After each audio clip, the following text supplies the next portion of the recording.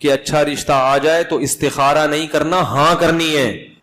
भाई नबी ने फरमाया कि इदा खतबा इलैकुम मन तरदौन दीनहु व खुलुकहु फज़व्विजुहु, जब कोई अच्छा रिश्ता आए तो निकाह करो। ये नहीं फरमाया कि इस्तिखारा निकालो। सही है, तो इस्तिखारे में हां निकले या ना निकले, अच्छा बंदा है तो इस्तिखारा करना है, बंदा सही नहीं है तो इस्तिखारे में हां है तो भी नहीं करना। सवाल में इस्तिखारा किस बात का?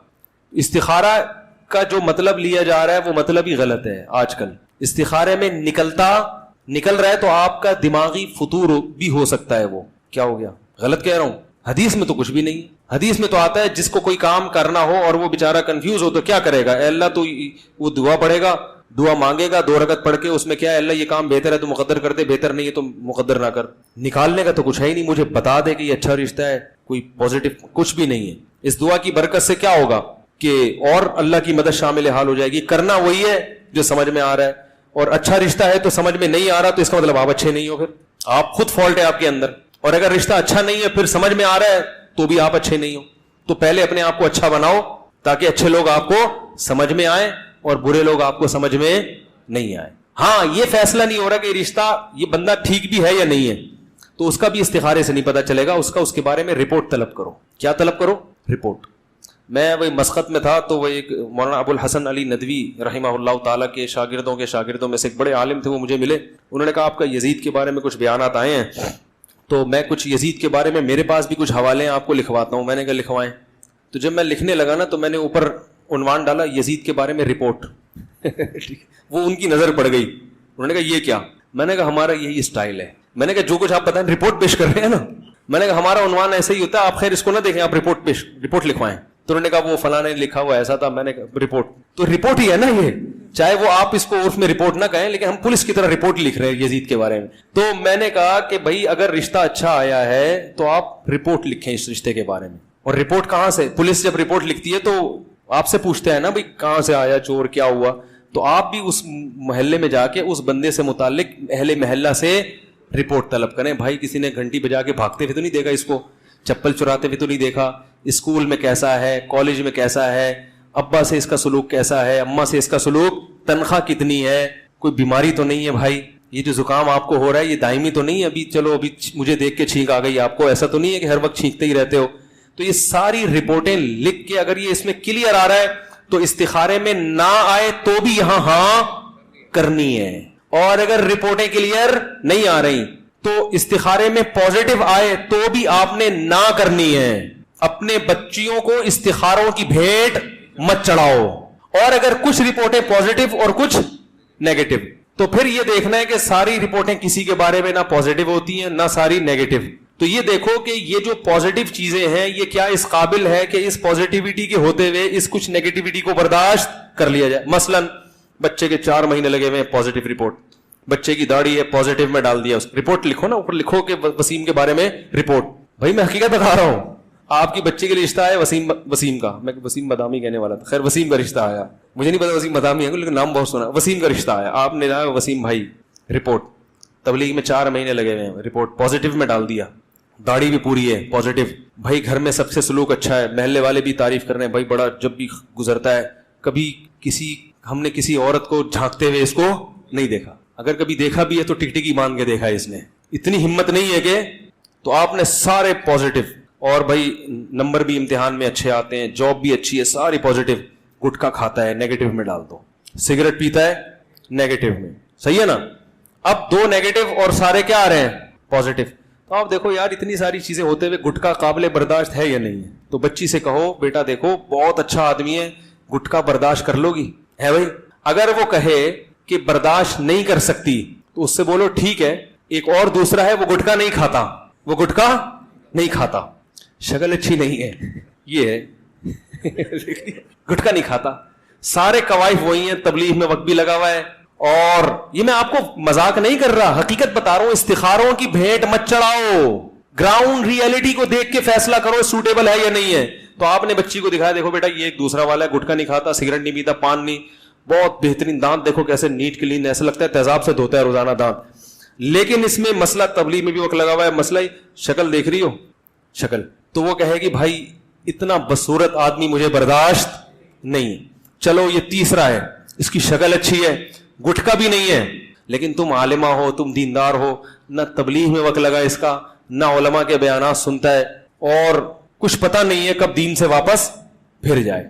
शक्ल अच्छी है तो वो कहेगी नहीं अब्बा मुझे तो दीनदार, अगर दीनदार लड़की हो मुझे तो दीनदार रिश्ता चाहिए, उलमा से कुछ ताल्लुक तो होना चाहिए ना, ये तो गुमराह हो सकता है कल।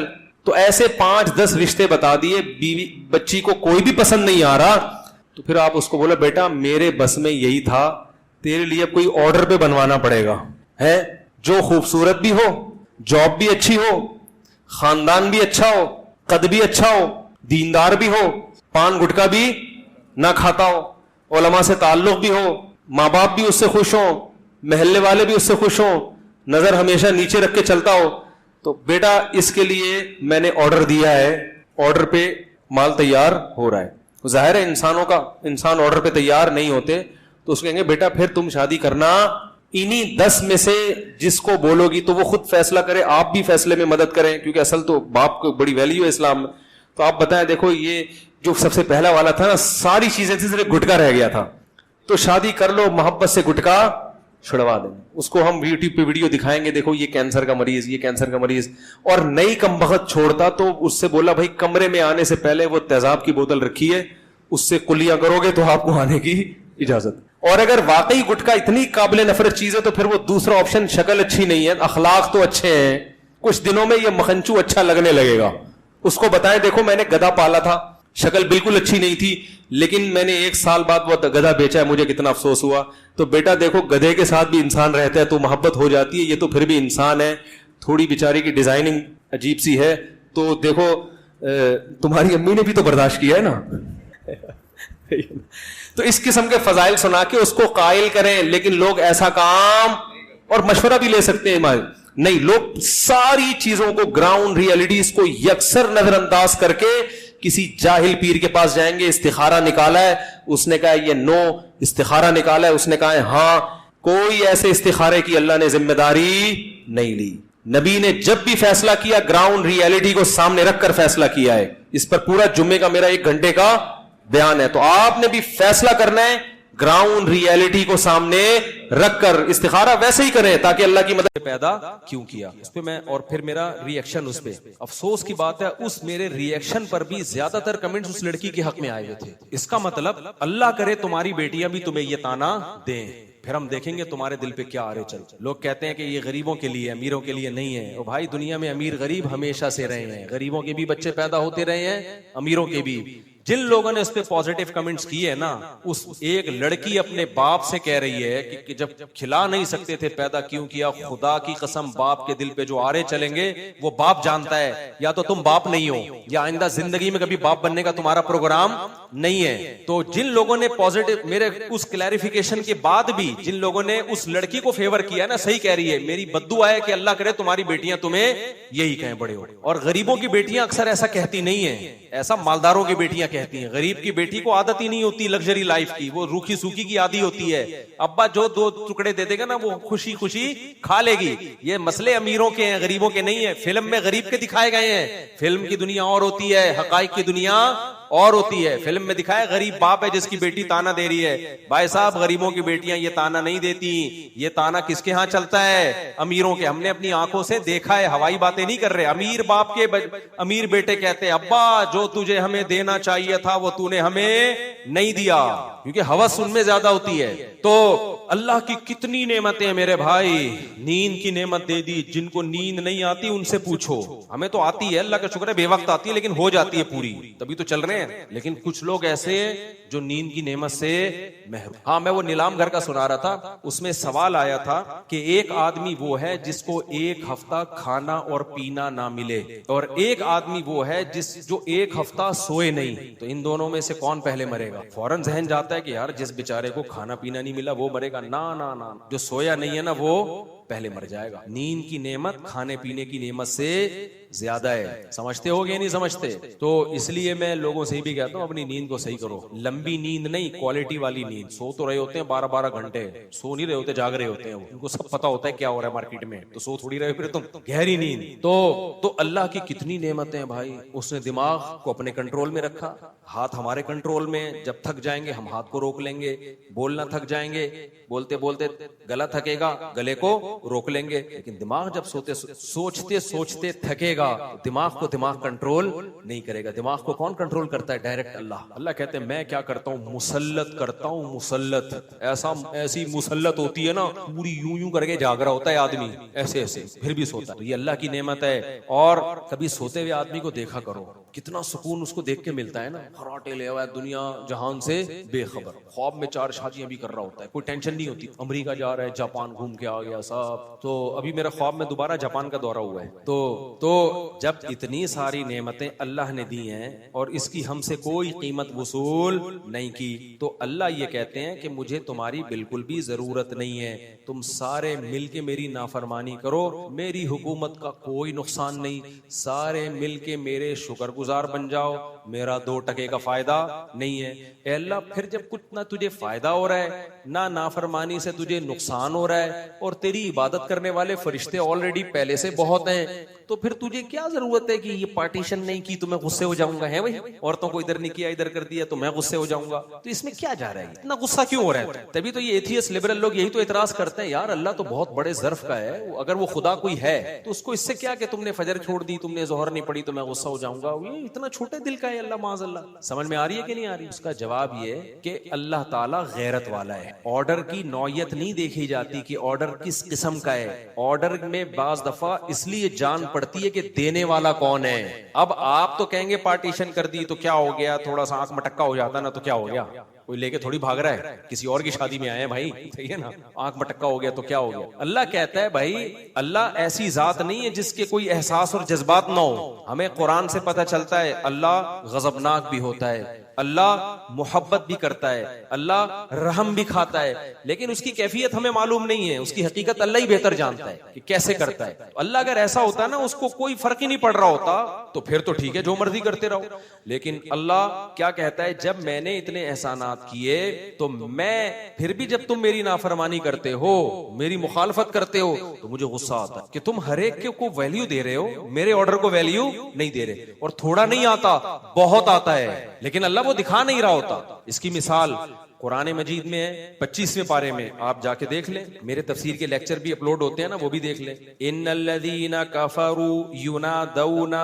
लमक़तुल्लाहि अकबरु मिन मक़तिकुम अनफुसकुम इज़ तुदऊना इलल ईमानी फतकफुरून। कुरान के अल्फाज देखो, हदीस में आता है कि जब ये जहन्नमी जहन्नम में जाएंगे, जलेंगे, अजाब में जलाया जाएगा इनको, तो ये अपने ऊपर गुस्से से ना अपनी उंगलियां चबाएंगे। जब इंसान को बहुत गुस्सा आता है, अपने नाखून चबाता है ना कि यार मैं क्या करूं, इस अजाब से कैसे निकलूं, तो उनको आएगा अपने ऊपर गुस्सा कि हमने किया है। इतने पैगंबरों ने हमें समझाया कि इस जहन्नम से बचो, हमारे पास उलमा की दावत पहुंची, पैगंबरों की दावत पहुंची कि बुराई से अल्लाह को नफरत है, अल्लाह जहन्नम में डाल देगा, आग में डाल देगा। कितनी दावतें हमारे पास पहुंची, काश हम उस दावत पे लब्बैक कह देते, हम तो बिल्कुल दुनिया में मस्त रहे। बिल्कुल इसकी मिसाल ऐसे, एक शख्स आपको बार बार समझा रहे, भाई इस रास्ते से मत जाना, यहाँ डाकू हैं, लूट लेंगे, बंदों को मार देते हैं, आपको शौक है उधर ही से जाने का, थोड़ा सा लंबा रास्ता नहीं आपको समझ में आ रहा कि यार 10 मिनट ज्यादा लग जाएंगे, लेकिन अमन का रास्ता है, फिर भी आप उसी डाकुओं वाले रास्ते पे जा रहे हो सिर्फ इसलिए कि शॉर्ट रास्ता है। ऐसे में डाकू आपको पकड़ लें तो आपको डाकुओं से ज्यादा किस पे गुस्सा आएगा? अपने ऊपर। यार पहले बता दिया था यहाँ डाकू हैं, और थोड़ा 5 मिनट कम हो जाता ये रास्ता, वो थोड़ा लंबा पड़ जाता, थोड़ी कुर्बानी दे देता, यार मैंने किया है, सुन तो लेता ना मैं उनकी। तो ऐसे में गुस्से से आप अपने दांत चबाओगे कि नहीं चबाओगे? तो अल्लाह ताला कहते हैं कि जहन्नमी जब जहन्नम में जाएंगे तो अपने ऊपर गुस्सा होंगे कि यार हमने किया है, हमने क्यों नहीं अल्लाह की बातों को गौर से सुना, कोई वैल्यू नहीं दी हमने। इतने उलमा ने हमें बताया, कुरान ने बताया, हदीस ने बताया, कुरान को अल्लाह ने महफूज कैसा रखा है देखो, ताकि जब कुरान कोई बात कहे ना तो उसमें इख्तलाफ ना हो। देवबंदियों का कुरान भी वही, बरेलवियों का कुरान भी वही, अहले हदीसों का कुरान भी वही, जमात इस्लामी वालों का भी वही, JUI वालों का भी वही, PTI वालों का भी वही, शिया का भी वही, सुन्नी का भी वही, सऊदियों का भी वही, मिस्र वालों का भी, हर चीज में इख्तलाफ है हमारी। कोई मसला पूछो, वो टांगे चौड़ी टांगे पतली, यहाँ हाथ यहाँ, जोर से आमीन, आहिस्ता आहिस्ता आमीन, इतने मसले आप यूट्यूब पे जाओ ना, एक गैर मुस्लिम आज मुसलमान हुआ आए थे, हमें मिले, कहते पता ही नहीं चलता यार यूट्यूब पे वो पागल हो गया। वो जामे तो रशीद में कुछ गैर मुस्लिम आज आए थे, मुलाकात आज ही की बात है, कहने लगे यूट्यूब पे, जब आप कह रहे हैं नए नए मुसलमान हुए हैं, जब हम यूट्यूब पे जाते हैं वो कुछ कह रहा है, वो कुछ कह रहा है, वो कुछ कह रहा है, समझ में नहीं आ रहा किधर जाके सर फोड़े। तो मैंने कहा मेरे भाई, अगर आप मेडिकल साइंस के मसले में, अच्छा इसका हमारे स्कॉलर्स के पास जवाब ये है कि जो कुरान हदीस के मुताबिक बात कर रहा है उसकी सुन लो। तो वो जवाब में कहते हैं हर आदमी कुरान हदीस के मुताबिक ही दावा कर रहा होता है और रेफरेंस भी दे रहा है। आज ही की बात है जामे तो रशीद, आज ही की बात है, आज ही का वाकया बता रहा हूं। तो हर आदमी कह रहे हैं क्या कर रहा है, वो तो कुरान हदीस ही का लेबल लगा रहा है। तो मैंने उनसे कहा, मैंने कहा अच्छा मुझे एक बात बताओ, आपको अगर बॉडी में, जिस्म में कोई मसला हो, गुर्दे में पथरी हो गई, पेन हो रहा है, आपने यूट्यूब पे सर्च किया, देखा ये कुछ और तरीका बता रहा है पथरी निकालने का, ये कह रहा है कि कुछ और तरीका बता रहा है, ये कह रहा है ये कुछ और, ये माउंट एवरेस्ट को जैसे बम से उड़ाया जाता है, ये इस तरह से पथरी निकालने का तरीका बता रहे हैं, जैसे पहाड़ हो गया ना। 20 किस्म के आपको स्कॉलर्स मिले, आप क्या करोगे? जो वहां करोगे ना, यहाँ भी वही आप बोलोगे इन सबको बंद करो, बाकायदा रिलायबल किसी मेडिकल कॉलेज में जाओ या किसी इदारे में जाओ, वहां देखो कोई डॉक्टर बैठा है कि नहीं बैठा है, या क्लिनिक में जाओगे आप अपने डॉक्टर से पूछोगे भाई आप कहां से फारे हो, क्या सिलेबस आपने पढ़ा है, प्रॉपर डॉक्टर के पास जाके आप बताओगे हजरत गुर्दे में पथरी है, निकालने का तरीका आप बता दें। यूट्यूब पे सर्च करके कभी भी आप गुर्दों की पथरी को रिस्क पे नहीं लोगे। हर चीज के माहिरीन होते हैं, जब आप फंस जाते हो तो उन माहिरीन से जाके पूछते हो। तो मैंने कहा यहाँ भी यही तरीका है, इतने बड़े बड़े मदारिस हैं, सदियों से चले आ रहे हैं, नई इजाद नहीं है, इनका रिश्ता जाके सहाबा से मिलता है, ये अपनी सनदें पेश करेंगे। मैं पेश कर सकता हूं मैंने किससे इल्म हासिल किया, उन्होंने किससे, और ये सिलसिला कहां जाके मिलेगा, मोहम्मद सल्लल्लाहु अलैहि वसल्लम तक मैं पेश कर सकता हूं। हजरत मुफ्ती तकी उस्मानी साहब हमारे बुजुर्गों के बुजुर्ग हैं, आप जाके देखो उन्होंने कहां से इल्म हासिल किया, उन्होंने कहां से, पूरा सिलसिला है। मैंने कहा इस सिलसिले में 2 नंबर लोग भी हैं और 1 नंबर भी, जैसे डॉक्टरों में 2 नंबर भी होते हैं, 1 नंबर भी। इस सिलसिले के लोगों में आप देखो कि सही कौन है गलत कौन है, और वो अल्लाह ने हर एक को इतनी ताकत दी है कि वो पहचानना आसान है। वरना तो भाई यूट्यूब की दुनिया में तो कितने लोग काफिर हुए हैं दोबारा मुसलमान होके, कि वो स्कॉलर कुछ कह रहे हैं, वो कुछ कह रहे हैं, दोबारा काफिर हो गए। वो यार मैं तो कंफ्यूज है, सही इस्लामी समझ में नहीं आ रहा हमें। तो खैर ये बात मैं कहां से कहां ले गया, क्या बात कर रहा था, नहीं वो तो हो गया ना, वो तो जाती है सनद जारी जाती है। मैं बात क्या कर रहा था, अबे नहीं यार तुम लोग भी नींद पूरी कर लिया करो। हाँ ये वाकया सुना रहा था दांतों को चबाने वाला, कि जहन्नमी जब जहन्नम में जाएंगे तो क्या करेंगे, अपने दांतों से अपनी उंगलियां चबाएंगे, गजबनाक होंगे कि काश हम अल्लाह उसके रसूल की दावत पर लब्बैक कह देते, काश शॉर्टकट रास्ते के बजाय, आसान रास्ते के बजाय थोड़ा सा मुश्किल रास्ता इख्तियार कर लेते। और उसमें भी चंद दिन मुश्किल होती है, फिर यूज़ हो जाता है। नमाज पढ़ने में आपको चंद दिन मुश्किल होगी, उसके बाद आदत। देखो अल्लाह का शुक्र है मैं बुलूगत के वक्त से नमाज पढ़ रहा हूँ, मेरे जिम्मे अल्हम्दुलिल्लाह कोई नमाज नहीं है, मुझे नहीं याद पड़ता कोई नमाज मेरे जिम्मे। तो अब नमाज छोड़ना मुश्किल हो गया है क्योंकि यूज्ड टू हो गए हैं ना। अब कोई बोले नहीं पढ़नी, भाई अब तो आदत पड़ गई है, अब कैसे। एक चीज में शुरू में मुश्किल होती है, कुछ दिन करते रहो तो वही आपकी बॉडी का हिस्सा बन जाती है, वो चीज वो आदत पड़ जाती है, फिर छोड़ना मुश्किल है। नमाजियों से नमाज छुड़वाना बहुत मुश्किल काम है, पढ़वाना मुश्किल नहीं है। आप उनको 10 अरब रुपए भी दोगे ना, वो नहीं छोड़ेंगे, बोलेंगे भाई नहीं हो सकता, कुछ और बोलो। रमजान में मैंने देखा है बीमार होके भी लोग रोजे रख रहे होते हैं, उनको मना किया जाता है, भाई बीमार हो, कह रहे हैं यार आदत हो गई है रमजान बगैर रोजे के, तो ये तो अजीब सा ही हो जाएगा। हालांकि उनको तो शरीयत ने कहा है कि भाई छोड़ दो मरोगे वरना। हमारे एक रिलेटिव थे, शुगर थी, उनको मना किया नहीं रोजा रखो, उनको कहा रमजान और रोजा नहीं, इन्ना लिल्लाह हो गया अल्हम्दुलिल्लाह, अल्लाह ताला मगफिरत फरमाए, समझ रहे हो। तो अब शरीयत पे अपनी अकल को तो तरजीह नहीं देनी चाहिए ना, लेकिन बहरहाल अल्लाह उनकी नीयत अच्छी थी, अब इन्ना लिल्लाह हो गया, अल्लाह ताला मगफिरत फरमाए। एकदम शुगर इतनी लो हुई है कि वो शुगर को चीनी खाने का भी मौका नहीं मिला उनको। बाज़ इतनी शुगर लो हो जाती है ना, वो ये भी नहीं कह सकता भाई चीनी के डब्बे से क्या लेकर आ, चीनी। वो जो चाइनीज ने कहा था ना, अबे यार तुम लोग भूल जाते हो, एक चाइनीज के पास गया ना, अबे मैं जो लतीफे चाइनीज चिंग पोंग सुना रहा हूं, तो मेरा ख्याल है चाइना वालों को नहीं पता। इधर सदर में एक चाइनीज डॉक्टर है, फुल उर्दू बोलता है, गैर मुस्लिम है, उसने मुझे बताया भाई मैं आपके सारे लतीफे सुन रहा होता हूँ, उर्दू आती है उसको टाइट। मैंने कहा हम तो चाइना वालों को तो चिंग पोंग करके बड़ा हमने बात चीजों में रिकॉर्ड लगाया। एक चाइनीज था, उसका दोस्त मिलने के लिए गया, उसका दोस्त, ये चाइनीज बीमार था हॉस्पिटल में ना, ऑक्सीजन लगी हुई थी, पाइप नीचे से गुजर गया, तो ये पाकिस्तानी दोस्त करीब जाके खड़ा हो गया। जैसे ही करीब जाके खड़ा हुआ है, फौरन चाइनीज ने कहा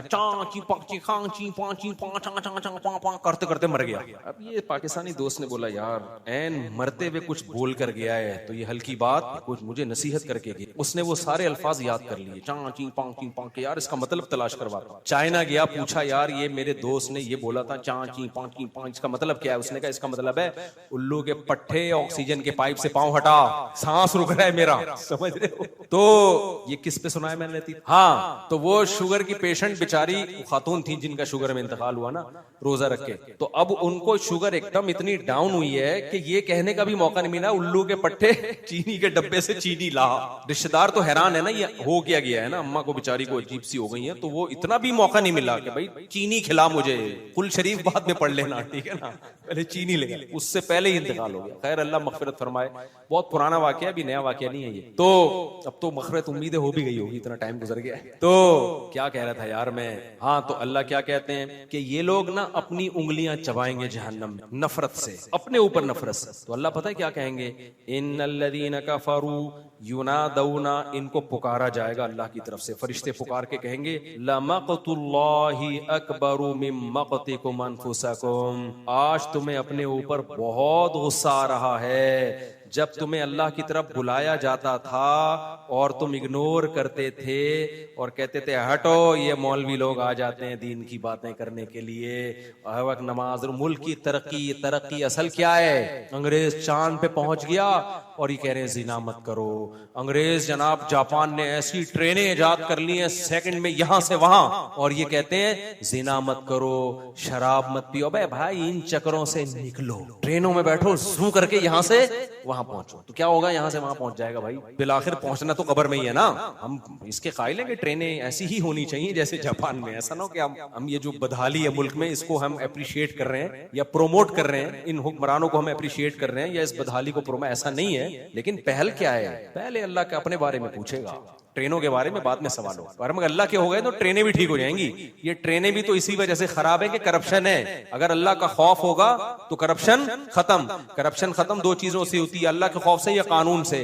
अंग्रेजों ने कानून मजबूत कर लिया, वहां भी अल्लाह के खौफ से नहीं है इतना ज्यादा मसला, कानून बहुत सख्त है इसलिए करप्शन नहीं है। हमारे यहाँ तो भाई कानून भी नहीं है, अल्लाह का खौफ भी नहीं होगा तो बर्बाद हो जाएंगे हम लोग। तो अल्लाह क्या फरमाएंगे उनसे कि जब तुम्हें दुनिया में अल्लाह की तरफ बुलाया जाता था और तुम तकब्बुर करते थे तो अल्लाह को तुम पर इससे भी ज्यादा गुस्सा आता था जितना तुम्हें आज अपने ऊपर आ रहा है, इससे भी ज्यादा गुस्सा आता। लेकिन दुनियादार आदमी क्या कहता है कि कुछ भी नहीं हो रहा भाई, मैं नमाज छोड़ देता हूँ, कुछ भी नहीं होता, मैं ज़कात नहीं देता, कुछ भी नहीं होता, मैं सूद खाता हूँ, कुछ भी नहीं होता, मैं ज़िना करता हूँ, कुछ भी नहीं होता।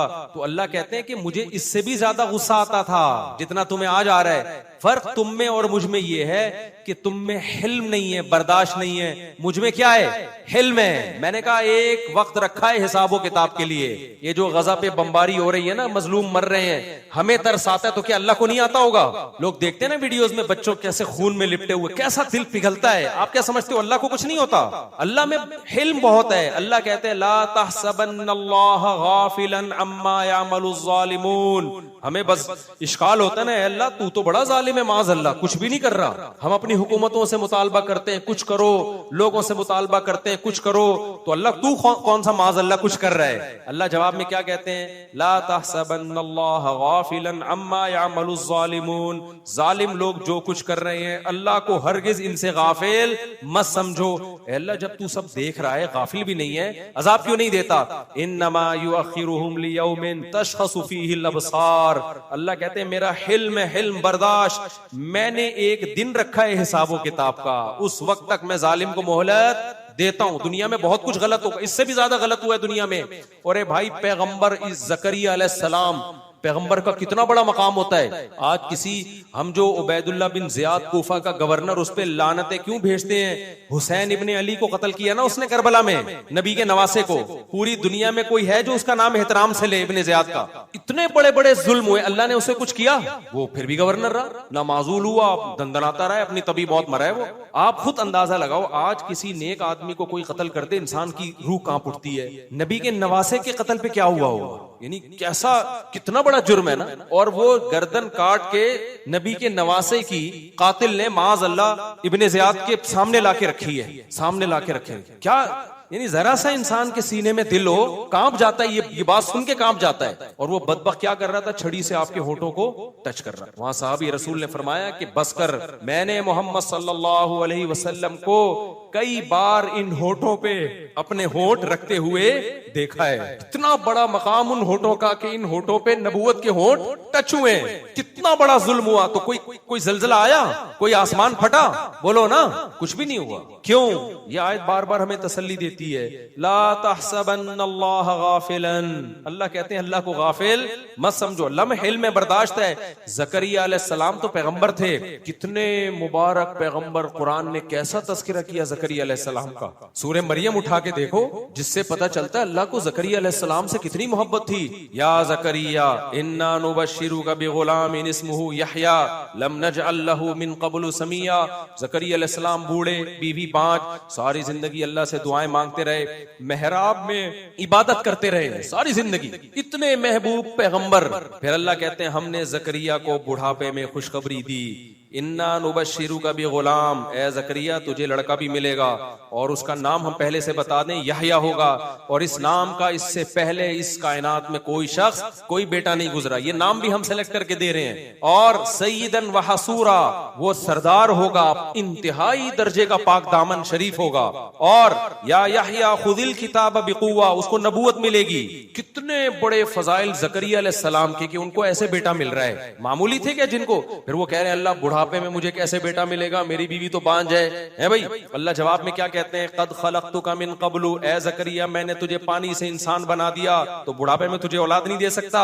फिर अल्लाह कहते हैं मैं ज़करिया को ये प्रोटोकॉल क्यों दे रहा हूं, इन्नहुम कानू युसारिऊना फिल खैरात। ज़करिया और उसकी बीवी नेकियों में एक दूसरे से बढ़ चढ़ के हिस्सा लिया करते थे। वयदऊनना रग़बन व रहबा, रातों को उठ के हमारे सामने हाथ फैलाकर हमसे जन्नत मांगा करते थे और जहन्नम से बना। यानी नेक लोगों की सारी सिफात किसमें थी? जकरिया अलैहिस्सलाम ने। हशर किया बनी इसराइल ने उनका। जकरिया अलैहिस्सलाम को उस बुढ़ापे में दुश्मनी में पकड़ के उनके सर पे आरा चला के 2 टुकड़े किए। कोई अजाब नहीं आया अल्लाह की तरफ से। समझ में नहीं आ रही बात? तो आप क्या समझ रहे होगे अल्लाह ऐसे ही बैठा होगा, उसको गुस्सा नहीं आ रहा होगा? ए भाई, अल्लाह ये कह रहा होगा मेरे पैगंबर को तुमने इस तरह से चीर दिया, कुछ भी नहीं है। ना ना ना ना, अल्लाह कह रहे हैं आने दो। आना किसके पास है? मेरे पास। तो अल्लाह का गजब इंसानों के गजब से करोड़ा गुना ज्यादा। लेकिन वो गजब का इजहार क्यों नहीं करता फौरन? क्योंकि उसका हिल्म यानी उसकी बर्दाश्त इंसानों की बर्दाश्त से करोड़ा गुना ज्यादा। तो अल्लाह ने अपने गजब के इजहार के लिए जहन्नम की आग बनाई है। इसी से ये भी पता चल गया कि अल्लाह ने आखिरत में इतना सख्त अजाब क्यों रखा है। ये सख्त अजाब अल्लाह के गजब का इजहार है। जब अल्लाह है तो उसकी हर ताकत इंसानों से करोड़ा गुना ज्यादा, तो उसका गजब भी इंसानों से करोड़ा गुना ज्यादा, और उसकी रहमत भी इंसानों से करोड़ा गुना ज्यादा है। तो उसकी रहमत का इजहार जन्नत की सूरत में होगा, जिससे पता चलेगा कि रहमत कहते किसको है। और उसका गजब जाहिर होगा आग की सूरत में, जिससे पता चलेगा कि गजब कहते किसको हैं। तुम्हें क्या पता कि गुस्सा क्या होता है? देखो एक कमजोर आदमी जब जो गरीब आदमी किसी को दावत देता है तो कैसे दावत देगा? तो कहेगा कभी हमारे पास आना, हम आपको खाना खिलाएंगे। आपके जहन में आएगा कि दाल चावल खिला देंगे, बिरयानी खिला देगा। बड़ा सेठ जब कहेगा ना बेटा हमारी दावत में आना, पता चलेगा कि दावत कहते किसको। और जो बड़ा बदमाश होता है वो जब नाराज होता है ना, वो कहता है बेटा अभी तूने गुस्सा देखा नहीं है, जब मैं तुझे टॉर्चर करूंगा ना तुझे पता चलेगा कि मेरा गुस्सा है। तो इंसानों के गुस्से हैं। तो अल्लाह ने आग में जलाने का इंतजाम किया। अल्लाह हम सबको उस आग से बचाए। ये आग क्या है? अल्लाह के गजब का इजहार है। ये थी लोग कहते हैं ना जहन्नम में आग क्यों? भाई अल्लाह के गजब का इजहार है। तो वो अल्लाह है तो उसके गजब का इजहार ऐसे ही होगा। तो अल्लाह कहते हैं जब ये उंगलियां चबाएंगे तो अल्लाह कहेगा जब तुम्हें अल्लाह की तरफ बुलाया जाता था तो आज तुम्हें अपने ऊपर जितना गुस्सा आ रहा है हमें तुम पर इससे भी ज्यादा उस वक्त गुस्सा आता था। फतकफुरून, तुम जब इनकार करते थे। तो वो जवाब में क्या कहेंगे? रब्बाना अमत्तना सनतैनी व अहयैतना सनतैन, ए अल्लाह तूने हमें 2 दफा मौत दी, हमने अपनी आंखों से देख ली। एक मौत तो हमारी पैदाइश से पहले, वो भी हम मुर्दा ही थे ना, और पैदा करके तूने हमें दोबारा मौत दी। ये 2 कुदरत देखी हमने। फिर तूने हमें 2 जिंदगियां दी। एक जिंदगी तो हमने देख ली थी, दूसरी हमारी समझ में नहीं आती थी कि बार बार कहते थे कौन पैदा करेगा, दोबारा कैसे पैदा होंगे। तो खुद अपनी बेअक्ली बता रहे होंगे कि जो मौत देके जिंदगी दे सकता है वो दोबारा जिंदा क्यों नहीं कर सकता? तो कहेंगे अल्लाह हमने दूसरी जिंदगी भी अपनी आंखों से देख ली, मान लिया कि हिसाब किताब है, लेकिन उस वक्त मानने का कोई फायदा नहीं हो। तो इसलिए मेरे भाई, अल्लाह की नजर में सबसे ज्यादा वैल्यू किसकी है? अल्लाह के ऑर्डर की। ये नहीं देखा करो कि इससे होता क्या है भाई। अगर हाँ, अल्लाह ने बाज दफा ऑर्डर में खुद ही लचक रख दी है। अल्लाह ने कहा ये ऑर्डर है, जरूरी नहीं है। जैसे अल्लाह मियां ने तरगीब दे दी 4 शादियां करो, ऑर्डर दिया, लेकिन बता दिया फर्ज नहीं है, वरना सब चौड़े में आ जाते। तरगीब दे दी, फर्ज नहीं किया। फर्ज कर देते, खुश तो बहुत होते आप ऊपर ऊपर से, जब करने जाते तो पता चलता है यार ये हो क्या गया हमारे साथ। ठीक है ना, तरगीब दे दी कि करो, अच्छी बात है। बास चीजें अल्लाह ने तरगीब नहीं दी है, वो ऑर्डर दिया है। नमाज क्या है? ऑप्शनल नहीं है, फर्ज है। दाढ़ी रखना क्या है मेरे भाई? फर्ज। गामदी साहब ने तो इनकार कर दिया, दीन गामदी साहब से नहीं लो, उलमा से लो। बुखारी मुस्लिम की वाज़ेह हदीसें, आफुल लिहा, दाढ़ियां बढ़ाओ, हिम्मत करके रख लो दाढ़ी। नजर की हिफाजत करना क्या है? ऑप्शनल नहीं है, क्या है भाई? फर्ज। और अगर गलती हो तो तौबा करो अल्लाह से। या कौम इस्तगफिरू रब्बकुम, नूह अलैहिस्सलाम ने कौम से कहा गलती हो गई है तो उसका भी अल्लाह ने तलाफी का तरीका रखा है। मेरी कौम, अल्लाह से तौबा करो, अकड़ थोड़ी जाओ, हमसे गलती होती है बस छोड़ा यार। एक आदमी ने मुझे कहा मुझे फौज फिल्मों की आदत है, अब मैं तौबा कर करके थक गया हूँ, मुझसे नहीं छूट रहा। मैंने कहा ठीक है, फिर अल्लाह से तुझे माफ करना भी नहीं हो रहा, तू तौबा कर करके थक सकता है, तो अल्लाह कहेगा कि जब तुझसे तौबा नहीं हो रही है तो मैं कोई माफ करने का मैंने ठेका नहीं लिया हुआ। अनुलज़िमुकुम मुहा व अंतुम लहा कारिहून। जब अल्लाह माफ करने के लिए तैयार है तो फिर वो गाली निकल रही है मुंह से, क्या करें? तो कम वक्त कर लेना तौबा। अबे तेरे से 100 दफा गुनाह हो गया, अल्लाह कह रहे हैं 101वीं दफा तौबा कर, आइंदा नहीं करूंगा।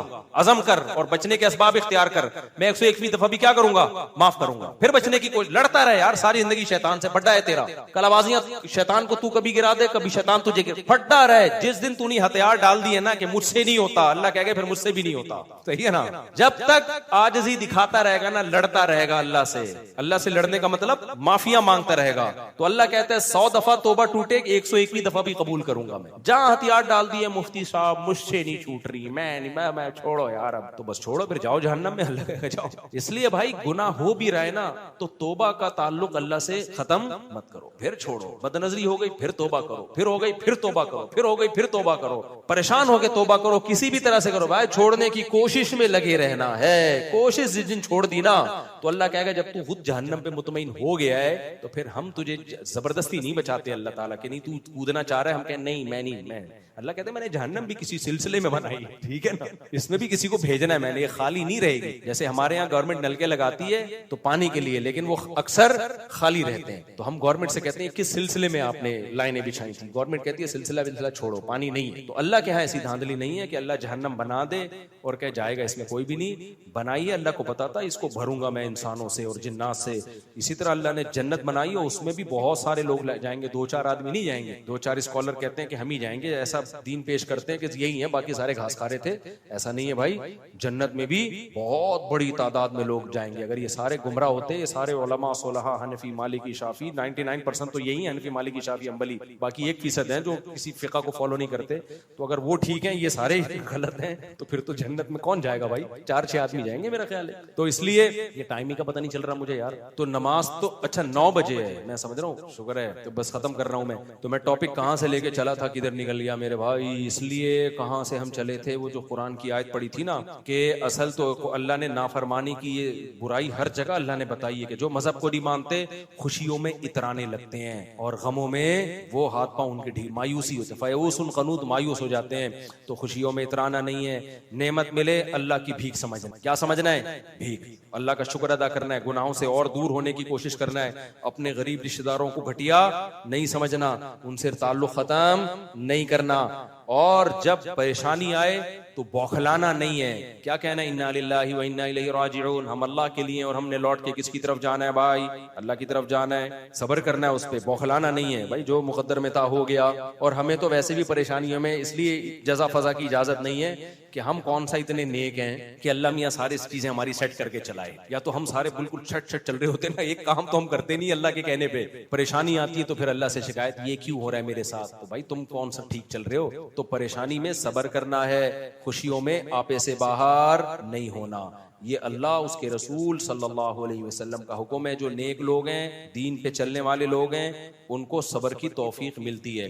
अब वो हैं कौन लोग, ये सिफात पैदा कैसे होंगी, ये इंशाल्लाह अगले, अब आगे भी चलना है ना, इसी आयत पे तो नहीं हमने इमाम मेहदी का इंतजार करना है, आगे भी चलेंगे हम तो इंशाल्लाह अगले हफ्ते। फिर मैं इस आयत का अगला हिस्सा बयान, ये असल में है इतना अहम हिस्सा ना कि अगर पूरी जिंदगी भी इसी आयत को बताते बताते गुजर जाए तो इसका हक अदा नहीं है। इसमें इतनी जबरदस्त अल्लाह ताला ने इंसान की सारी बुराइयों और फसादात की जड़ ही ये चीज है कि खुशी में इतराना और गमों में बेसब्रा, ये सारे जड़ ही है। ये अगर बर्दाश्त होगी ना तो ये सब कुछ नहीं। तो थोड़े से पैसे आते हैं तो स्टाइल ही चेंज हो जाता है, और जब जाते हैं तो खुदकुशियों के ख्यालात आना शुरू हो है। मुसाफिर खाना है यार, ट्रेन में जा रहे हो, कभी जगह मिलती है कभी नहीं मिलती, कभी बस में जगह मिल जाती है कभी जगह नहीं मिलती। सफर है, मुसाफिर खाना है, कोई रहने की जगह थोड़ी है।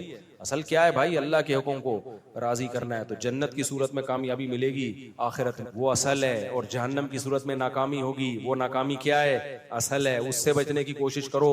तो ज़करिया अलैहिस्सलाम के बारे में आता है, इसी की दुआएं मांगा करते थे। अल्लाह ताला हमें समझने की, अमल की तौफीक अता फरमाए।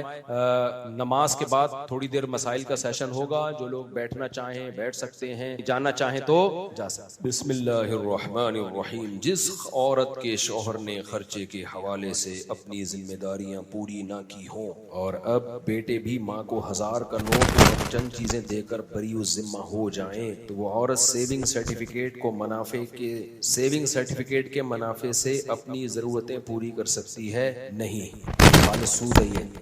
अगर नहीं तो अपने खर्चे कैसे पूरे करे? देखो, हराम खाने की इजाजत उस सूरत में है जब आप भूख से मरने, समझ रहे हो। हमारी जो इजाफी जरूरतें हैं ना, वो हमने बना ली हैं। अल्लाह की नजर में 2 वक्त की रोटी, तो अगर किसी खातून को 2 वक्त की रोटी भी नहीं मिल रही है तो फिर वो नाजायज भी उसके लिए जायज हो जाता है। 2 वक्त की रोटी भी नहीं मिली तो, लेकिन जब तक 2 वक्त की रोटी मिल रही है तो इजाजत नहीं है किसी भी नाजायज की तरफ जाने। बाकी इस्लामिक बैंक से हासिल होने वाले मुनाफा क्या इस्तेमाल कर सकते हैं? जी कर सकते हैं, इस्लामिक बैंक से। लेकिन बैंक भी फ्री में ज़कात थोड़ी देगा, वहाँ भी पैसे रखेंगे तो देख। माइक दे दें। ये लड़के जो है ना, जल्दी के चक्कर, हाँ भाई, गलत अक्सर होता है। अच्छा, ये आगे बैठने के चक्कर मेरे पास पता भी नहीं चलता। भाई जब आगे आया करें, देखने लोग सुन्नतें पढ़ रहे होते हैं, नमाजी के आगे से गुजर के मत आए। कह रहे हैं जी मुफ्ती साहब, हम आपसे बड़े नाराज हैं, वो इस बात पर कि आपके पास कोई पर्ची आती है तो आप फौरन पढ़ के कहते हो कि इस बारे में मुझे इल्म है, मेहरबानी करके आप पूरी पढ़ लिया करें। यार एक एक करके दो। ये हमने कई दफा ये सुना है, अर्श से और काबे से भी वो मिट्टी बेहतर है जो नबी के कब्र मुबारक में आपके बदन पर लगी है। इस पर वजाहत फरमा दें। ये मसला पूरा मैं दलील के साथ ना पूरा तैयार करके जेहलम पहुंचा था कि इंजीनियर के सामने बैठ के बात करूंगा, ताकि 2 मिनट में दूध का दूध और पानी का पानी। उलमाए देवबंद का ये अकीदा है, अल-मुहन्नद अल-मुफन्नद में, कि नबी सल्लल्लाहु अलैहि वसल्लम के जसद अतहर से जो मिट्टी टच हो रही है वो अर्श से अफजल है। देखो, कुछ अकीदे इस्लाम के बेसिक और बुनियादी अकीदे हैं। इंजीनियर ने इस मसले में इतनी धांधलियां की हैं, इतनी कलाबाजियां खाई है ना, कि वो मैं ले जाके ना उसी के सामने, पहले तो मैंने उसके क्लिप सुनाने थे कि तुम खुद एक जगह दावे पे टिकते नहीं, इतनी लंबी लंबी फेंकी है। उसने कहा ये अकीदा उलमाए देवबंद